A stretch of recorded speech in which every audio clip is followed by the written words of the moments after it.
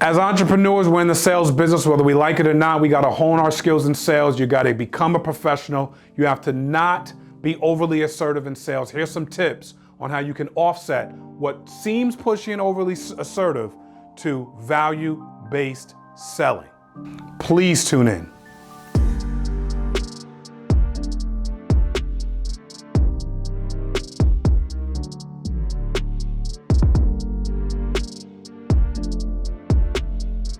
All right, on this week's episode of Question Mark, we're talking about why the art of selling is often viewed as pushy or overly assertive. And I want to kind of break this down so that someone can grow.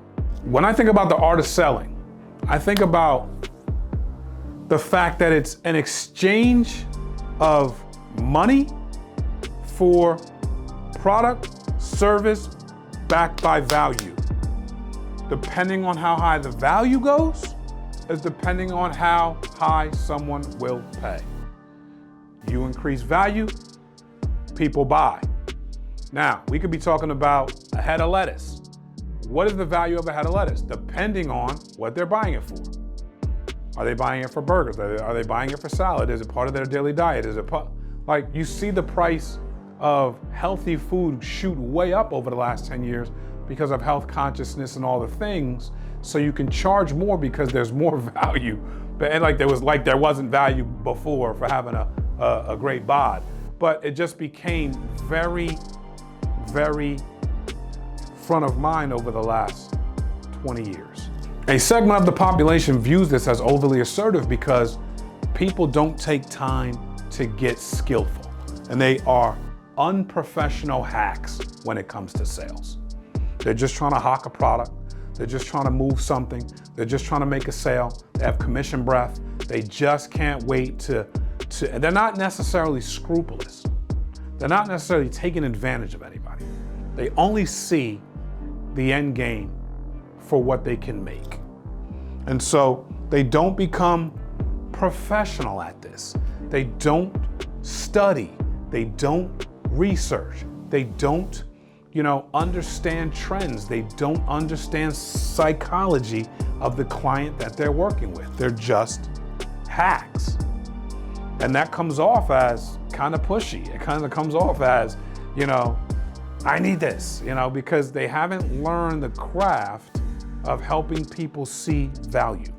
So if we're trying to create a mindset shift, you see this right here, it says mindset shift. If we're trying to create a mindset shift, so if I'm trying to take this population of people that don't see this as overly aggressive, and I'm trying to help a generation of salespeople not be unprofessional hacks, the mindset shift that someone needs here is they need to get good at sales. That sounds like rudimentary, but the truth is, it is, except it takes work. And so in sales, high rejection. You're dealing with a high rejection. So a lot of people break down here because they don't want to put in the work, because rejection means you have to dig now your nails into the soil and get dirt on them. Ooh. You've got to dig your nails in the dirt so you can get good. You have to outlast. Here's what I learned about sales. The client, the customer, they stay the same. They're not at an objection school learning how to master your mastery. They're not counteracting and making counter moves to your counters. Like, you are in school getting better. You are doing role plays with your manager or with other salespeople around you. You are looking in the mirror, going over your script, going over what you need to. You are practicing objectives. You are doing the research on the psychology of the client. You are getting good at sales. Hello? And when you start getting good at sales, you start to realize this isn't about gimme, gimme, gimme. This isn't about let me sell something. This is about you bringing more value than the client thought you would bring them, which makes them want to purchase. All of a sudden, the same person that thought you were coming to do something overly assertive is now your client. When they're your client, they don't look at you as overly assertive. They might say, man, you're aggressive, but they're not gonna call you overly assertive. They're not gonna say you're taking advantage of them.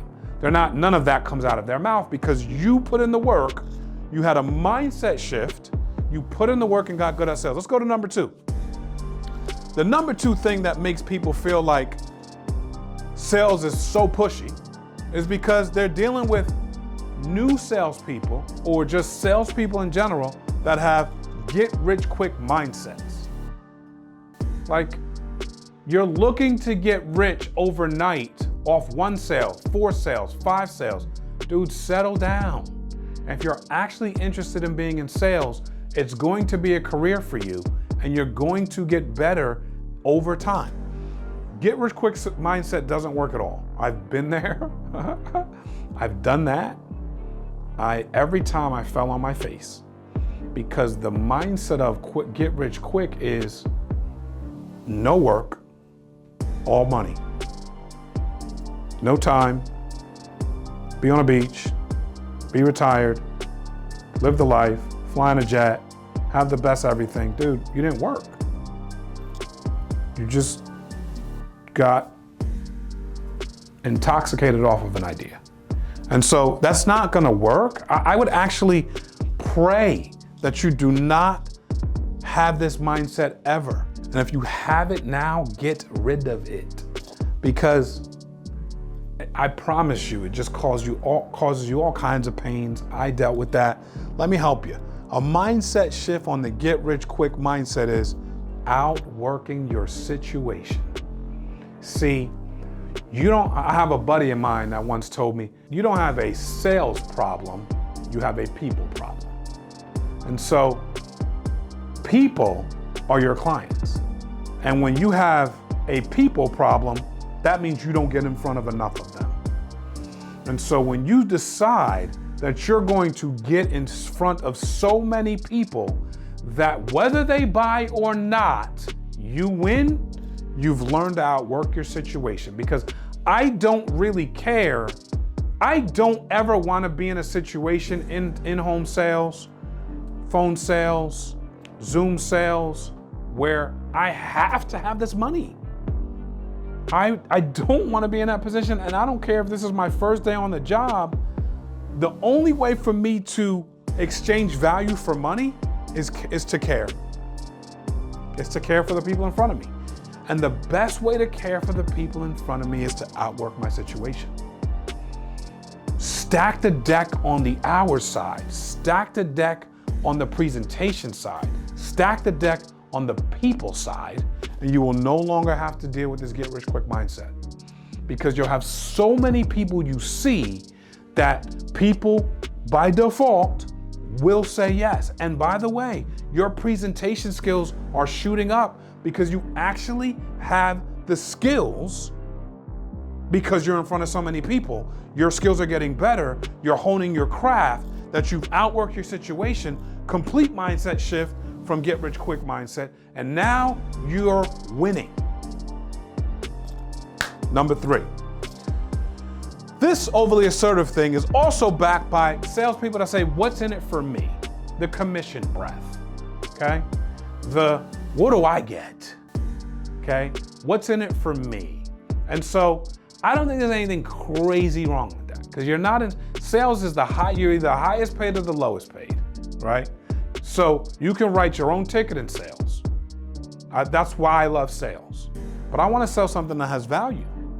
So if I'm selling a product that has value, if I'm selling vacuums, door to door, I don't know.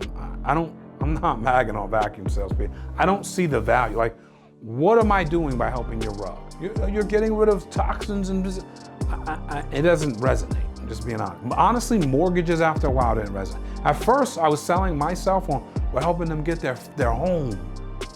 We're meaningful specific to them getting their home.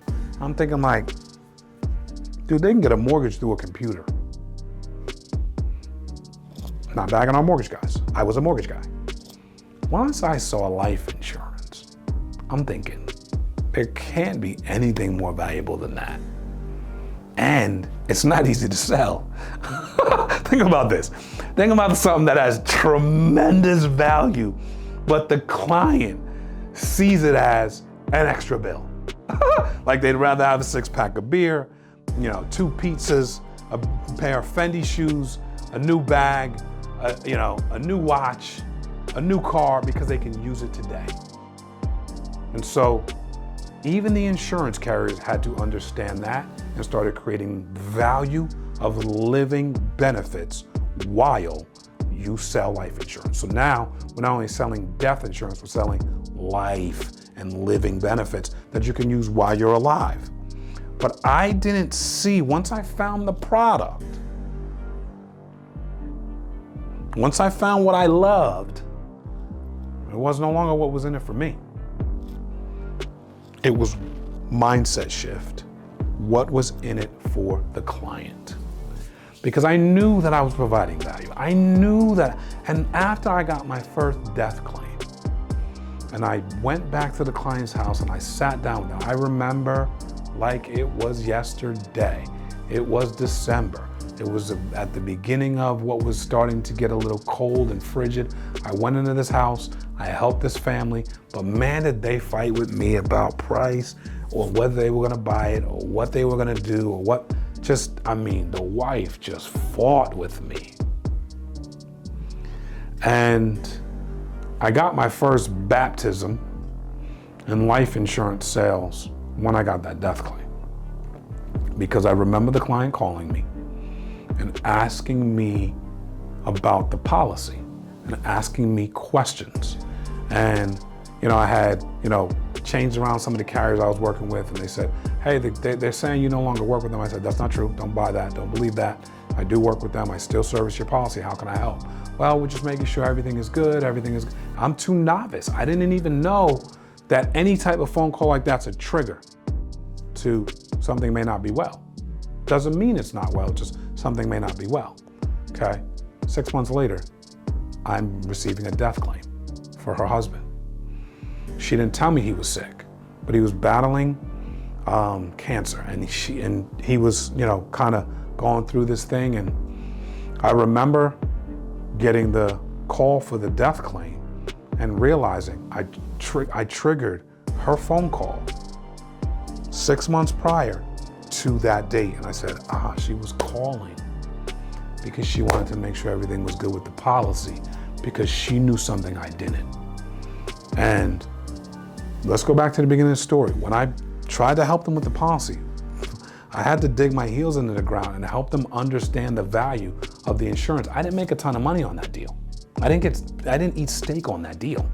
The deal is they got life insurance. And I remember going back to the house and sitting down with her. As soon as I walked in, she started bawling. And I started bawling because it was like, wow, like what I do is real. Like you can't have more value than that. And so the one thing, if people are fighting price, they're fighting this, they're fighting you.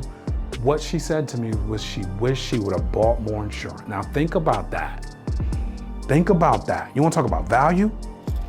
You want to talk about what's in it for the client? That's when I knew that my job was to get so good at my craft that every client I sat with, I can create so much value that they wanted to buy more than what we even came in there for. And I'm not an oversell guy. I'm not an upsell guy at all. I'm actually a downsell guy. But value increases price when people buy. And so we can eradicate this idea of overly assertiveness when we're thinking about the relationship, when we're thinking about what's in it for the client, when we're thinking about how we can best serve people. The easiest way to do that is to get in front of so many people it doesn't matter and train your butt off so that when you get in front of them, you have a chance to help them. I hope this brought you value. Thank you for listening. Love you. God bless. Did you see how I pivoted from overly assertive to value? These are real techniques that you can learn in sales to grow. And so I've seen some people that are very good at sales, experts at sales. And I've seen some people that need a lot of work. We're here again to provide value. You as the entrepreneur, you're the business owner, you have to constantly sell your vision, not only to your clients and your customers, to your people, your staff, to the people out there. You're trying to get your name out there. You've got to get good at these things so that you too can become more effective as an entrepreneur. But if you like this kind of content, please subscribe to the channel. Again, we're continuously trying to provide value to you, bring value to the entrepreneur community at large, and sales is a huge part of that. Maybe you know some people that have been overly assertive. Maybe that was you at one point. Maybe you grew, maybe you studied, maybe you trained, maybe you outworked your situation, maybe you started to put the client first. Share with us, please, stories on what you did. What was your transition point? What was the aha moment that said, number one, I'm gonna push through the nonsense, I'm gonna push through this brick wall, and I'm gonna become good at this. And number two, what did you do to get good at sales and to overcome this perception of being too pushy, too assertive, and unprepared?